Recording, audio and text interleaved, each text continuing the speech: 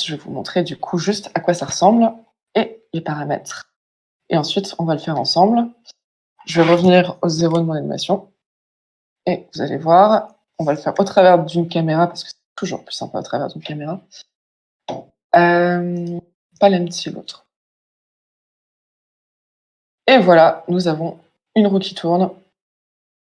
J'ai mis, là vraiment j'ai fait un cylindre tout bête et je l'ai déformé pour vous donner un indicateur. Mais c'est vraiment très, très, très, très agréable comme, comme effet. Alors, ce qu'on va faire, c'est que du coup, pour faire cette animation, d'abord, moi je vais tout supprimer. Pour l'instant, ça me... Oh, quoique. Non, je vais juste cacher cette collection et en faire une autre. Donc, je vais faire Shift-C. Hop. Je vais faire Shift-A, Mesh, cylindre. Voilà. J'ai mon cylindre en plein centre que je vais replacer pour qu'il soit logique qu'il soit en train de rouler. Donc, je vais lui faire une petite rotation sur X. Donc, R.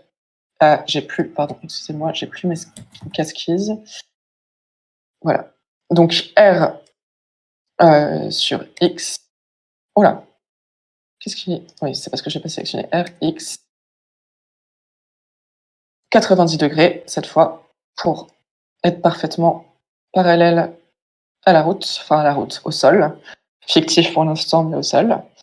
Et tout simplement, dans Edit Mode, donc Tab Edit Mode, avec celle qui est le plus au-dessus, je vais faire sélectionner une GZ, sélectionner je vais y arriver, j'arrive jamais à retenir le nom. Un edge, merci. Et tout simplement, voilà. Comme ça, on a un indicateur. Je dis ça, après ça, si vous voulez faire une vraie roue, de la même manière qu'une roue, etc. Là, c'est vraiment purement pour voir visuellement, en fait, vraiment bien lorsque ça tourne, etc. Donc, on a notre objet, on le garde bien au même endroit. Et là, on va faire ce qu'on vient d'apprendre. Enfin, en tout cas, utiliser ce qu'on vient d'utiliser. C'est un empty. Alors, un empty que nous allons encore une fois scale pour le voir sortir un tout petit peu de notre objet. En fait, avant de faire, parce que j'ai fait un truc, il faut savoir que par défaut, votre objet là, votre cylindre, fait un diamètre de 2 mètres. Et en fait, là je vais me mettre sur le côté du coup pour vous montrer. En fait, lorsqu'une roue tourne, lorsque elle a fait un tour complet sur elle-même, c'est-à-dire que lorsque notre pointe revient à 0, en fait, elle a fait du coup il faut qu'on sache quelle distance elle fait, à quel moment elle retombe à 0. Elle est censée retomber à 0. Et en fait, pour savoir ça, il faut qu'on ait le diamètre. Donc là, ici, par défaut, notre cylindre fait 2 mètres, 2 mètres de diamètre, là, ce qu'on voit sur X. Mais selon l'objet que vous aurez, ça fera peut-être 3,5 ou 48,12. Enfin, en fait, on va faire un truc tout bête, et ça, je pense que vous l'avez tous fait en cours de maths, c'est qu'on va multiplier notre diamètre par 3,14 pour savoir en fait quel est le périmètre de notre cylindre, de notre roue, et donc du coup de savoir exactement sur quelle distance il sera revenu au point zéro.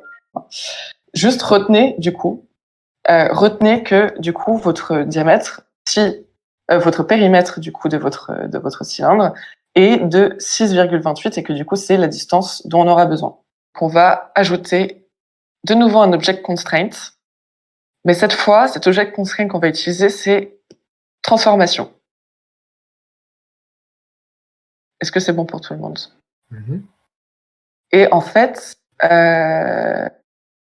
transformation, on va l'utiliser d'une manière, on va targeter du coup notre empty, contraigner en fait le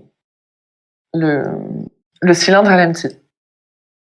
Et en fait, donc du coup, en prenant ce cylindre, on extrapole pour dire qu'on veut que ça continue perpétuellement. Et en fait, parce que là, on va le faire se déplacer sur l'axe X, Et du même coup, en localisation, donc location, on va vouloir qu'il aille max du même coup à, tout bêtement, du coup, là, dans mon cas, 6,28 mètres. Parce que c'est la taille du périmètre de mon objet. Et sur l'axe... Et en fait, ici, on veut qu'il tourne uniquement sur l'axe X. Donc du coup, la source Y, autour de quoi il tourne, en fait, va quand même se déplacer sur X. Donc il faut bien que vous précisiez ici que vous voulez que ce soit sur X. Il faut savoir que si vous n'êtes pas sur 2.9 mais 2.8, ça ne va pas se présenter pareil.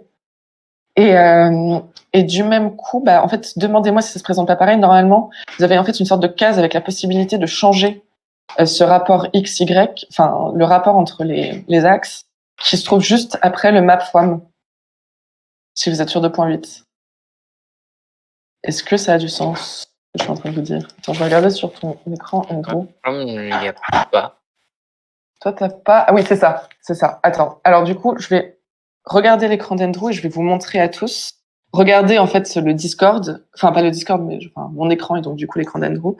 Là, tu vois source to designation mapping. Oui, Qui est... source, là. Non, mais en fait, en dessous, ouais. Là, voilà, juste là. En fait, tu vois là où il y a écrit Y? Oui. Et tu le transformes en X. En fait, c'est juste que selon la version, ils l'ont pas placé au même endroit. Voilà. Donc en fait, il faut que vous ayez un X, Y, Z. Est-ce que tout le monde voit l'écran d'Andrew là? Oui. Ouais. Parce que du coup, moi, je peux pas vous le montrer étant donné qu'on n'a pas la même version, mais c'est une petite différence qui est entre le 2.8 et le 2.9.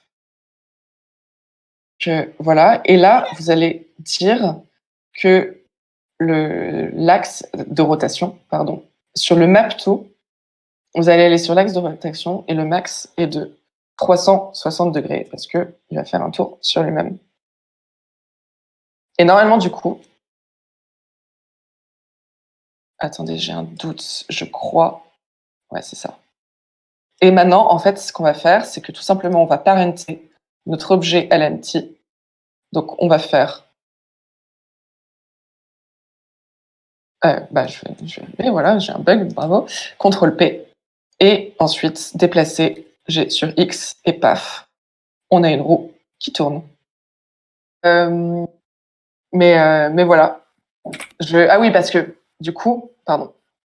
Vous voyez les principes d'animation. Si vous voulez l'animer, là, tout simplement, échappe. Vous dites, parce que le dernier truc, quand même, ce serait bien qu'elle soit animée. Là, du coup, ça va être localisation parce que vous bougez l'empty, mais vous ne le faites pas tourner. Donc, sur 0, vous faites une première localisation. Ensuite, vous faites G sur X. Vous le déplacez ici. Et du coup, voilà, location. Et comme ça, vous avez, quand vous êtes tapé sur votre barre espace, vous avez votre roue qui démarre, qui est fort agréable. Et en plus, là, pour le coup, le fait que notre graph editor ne soit pas sur linéaire est pas mal parce que du coup, le fait qu'il démarre un peu plus lentement et qu'il s'arrête un peu plus lentement rend le mouvement de la roue plutôt réaliste. Top. Du coup, je pense que la prochaine fois, ce qu'on va faire tout simplement, c'est qu'on va continuer sur cette question d'animation de roue et peut-être donner des mouvements réalistes à un véhicule. Comment est-ce qu'on le filme pour lui donner une impression de vitesse ou de lenteur? Enfin, on pourrait partir sur ce genre de trucs. Ça vous intéresserait?